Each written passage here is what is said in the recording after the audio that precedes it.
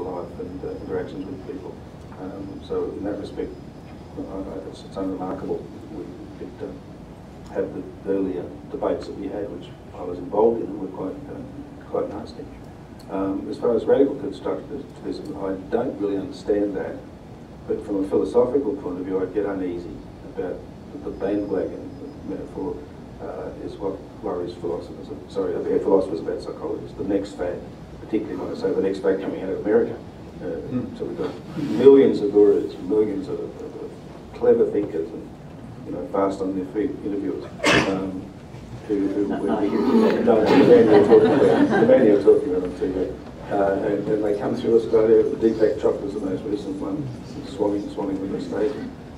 So I guess I'm uneasy about things changing so quickly, and these pick here, pick there, do this, do that. That makes me very uneasy as a philosopher. I'm afraid what I do get back to the foundations, and I think that humanity's birthright, as Husserl I think said, was to have some grounding of what we know. Otherwise we're floundering in relativism, which is essentially destructive. So Jay, I mean, you're kind of interesting on this panel for many reasons, but one is that you were trained and studied under Kelly, but then have really in more recent times incorporated a lot of radical constructivism in that. And I'm hearing Bill, and it seems like people in the audience are feeling like radical constructivism of the approaches we're talking about is the one that seems to be the most sort of other or confusing or least familiar. And how might we sort of help people with that a little bit? Given that we can't instruct their system.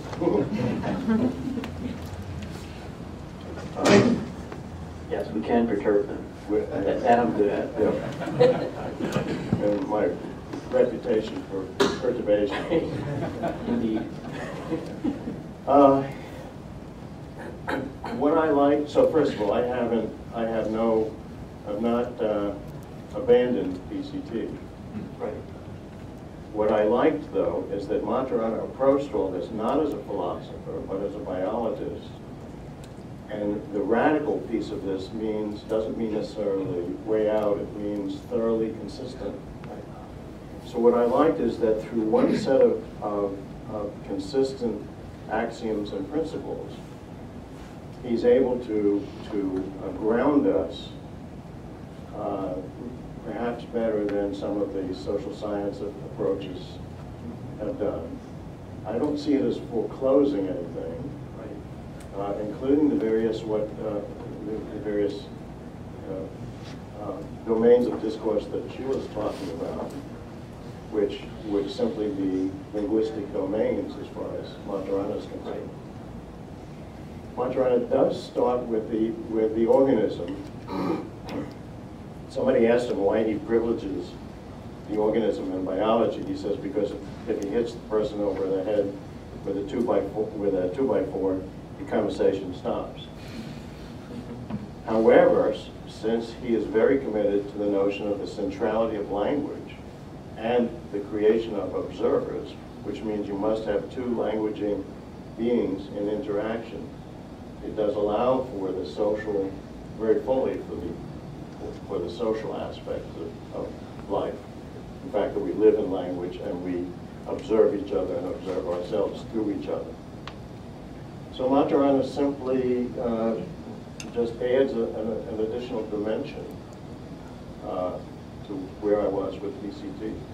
Yeah, and that's been having in recent years spent a lot of time both in Maturana and also von Glasersfeld's work. I sort of have a similar sort of response to that you do. And actually, von Glasersfeld died in November, but the previous January, I actually was able to visit with him at his home here in Massachusetts and talk to him. And actually, I asked him, because he was a little bit younger than George Kelly. He was 90-some-odd years old when he died, so he was a bit younger than Kelly. But he knew of Kelly's work back then, and he liked Kelly's work and felt that what he was doing was very consistent with what Kelly had to say, which I thought was really, really quite interesting. But when I brought that back to personal construct folks, I've generally found they're sort of like, yeah, it's interesting, but I haven't always found lots of responsiveness to von Glasersfeld's work, which I think in some ways at least in my read, is more consistent easily with Kelly. Social constructionism, both for Kelly and radical constructivism, it poses some just basic challenges that people have to decide how much to finagle that and how much to argue about it, or just let it be. Yeah, go ahead. I wanted to say something about this may be coming out of left field, but what I see as Maturana's structured determinism, the real contribution that I find liberating is, I remember when I first encountered it, is it positioned me as a professional in a very different way. I couldn't make a client change. I can't, make my students learn.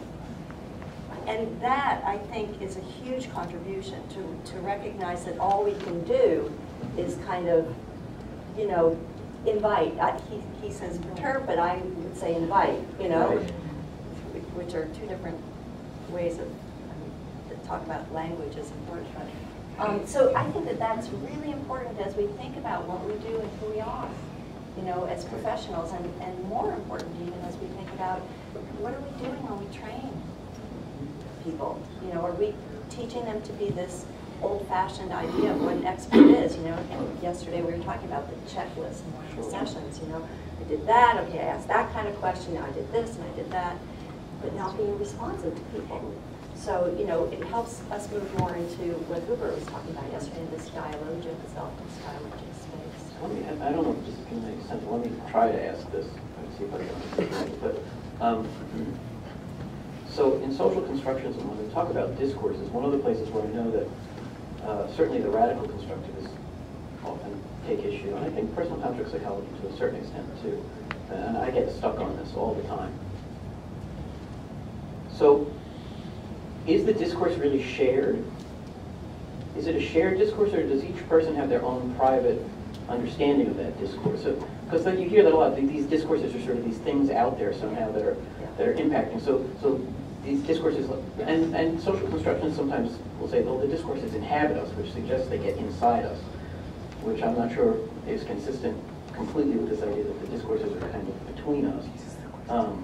So I get confused. I get mixed up. So I think the useful way of thinking about it is to start with very basic. We live in language. Mm-hmm. We can never step outside of language. Language, by its very nature, is a differentiating device. Once I say good, it's not bad.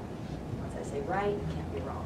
So we are carving up and categorizing the world in every moment. I mean, even to say something like, what a nice day it is an evaluation. So almost it's hard not to put things into little boxes as we speak.